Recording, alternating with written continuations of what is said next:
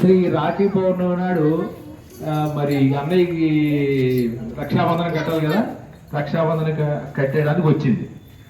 అయితే గణపతికి పిల్లలు ఎవరు? శుభలాభం. శుభలాభం అన్న వాళ్ళు గణపతికి పిల్లలు. గణపతి విగ్రహం పక్కనే శుభం లాభాన్ని రాస్తారు, శుభలాభని. అలాగా అరే ఈ అత్త వచ్చి కడుతోంది మా నాయనకి, మానసాదేవి వచ్చి కడుతోంది అని చెప్పి మాకెవరు కట్టడానికి లేరు అంటే ఆయనకి అమ్మాయిలు లేరు. అయితే సరే ఎట్లాగా పిల్లలు అడిగారు శుభలాభం ఇద్దరు, నాయన మీకు కడుతున్నారు మాకెవరు కట్టాలంటే అప్పుడు ఆ గణపతి ఏం చేస్తారంటే హిమాలయంలోకి వెళ్ళి ఆయన తపస్సు చేస్తే అప్పుడు సంతోషమాత అప్పుడు వీళ్ళ చెల్లెలుగా పుట్టి వాళ్ళిద్దరికి కూడా రాఖీ బంధనం చేసి వాళ్ళ పిల్లలు శుభలాభాల కోరిక తీరుస్తుంది అనమాట.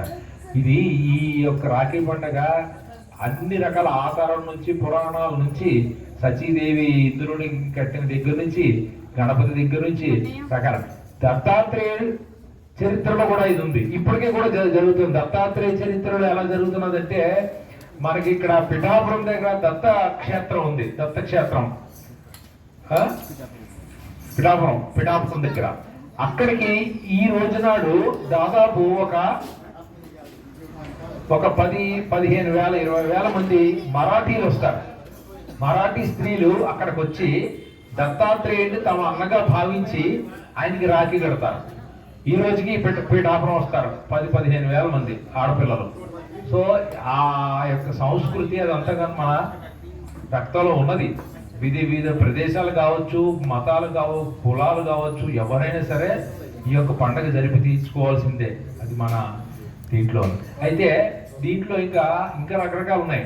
దీన్ని ఏమంటారంటే నూర్ణ పండుగ అంటారు. నూర్ణ పండుగ అంటే నూలు పండుగ అంటారు. నూలు అంటే ఏంటి? బట్ట అంటే తాడు. ఈ యొక్క ఆచారం ఉన్నవాళ్ళు ఎవరైతే కూడా జంధ్యాన్ని మార్చుకుంటారు. సో దీన్ని నూల పౌర్ణమి అని కూడా అంటారు. తర్వాత నూర్ణ పౌర్ణమి అని కూడా అంటారు. అంటే నారి పౌర్ణమి. నారి పౌర్ణమి అంటే నారే కొబ్బరికాయని ఏం చేస్తారంటే సముద్ర తీరాల్లో ఉన్న హిందూ ధర్మం పాటించే వాళ్ళందరూ కూడాను కొబ్బరికాయని సముద్రంలో వదులుతారు. సో అందువల్ల అక్కడ ఆచారం ప్రకారంగా అది విశేషమైన పండుగ. ఒక్కొక్క ప్రాంతాన్ని బట్టి ఏది జరిగినప్పుడు కన్నా కూడా భగవంతుడు ఒక్కడే, మన ఆచారం ఒక్కటే, మన ధర్మం ఒక్కటే.